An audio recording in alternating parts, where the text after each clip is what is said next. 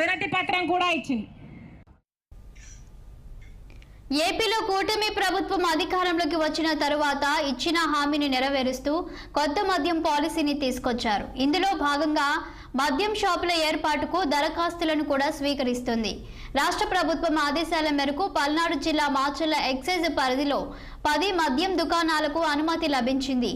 దీంతో ఆయా ప్రాంతాల్లోని మద్యం షాపులకు దరఖాస్తులను ఆహ్వానించారు.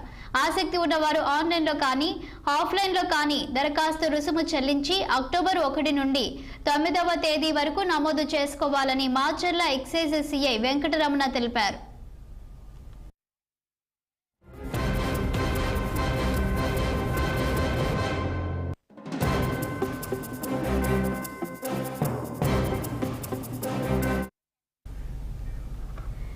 మున్సిపల్లో 3 మద్యం షాపులు, రూరల్ పరిధిలో 2 మద్యం షాపులు, దుర్గి మండలంలో 2 షాపులకు, వెల్దుర్తి మండలంలో 3 షాపులు మంజూరైనట్లు సిఐ వివరించారు.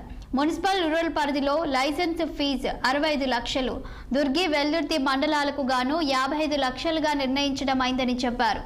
మద్యం షాపులకు దరఖాస్తు చేసుకున్న వారు నాన్ రిఫండబుల్ ఫీజు 2 లక్షలు చెల్లించాల్సి ఉంటుందన్నారు.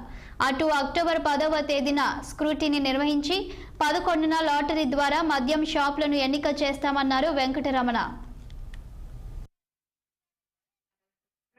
జిల్లా కలెక్టర్ గారు నిన్న మధ్యాహ్నం దాన్ని అప్రూవల్ చేయడం జరిగింది.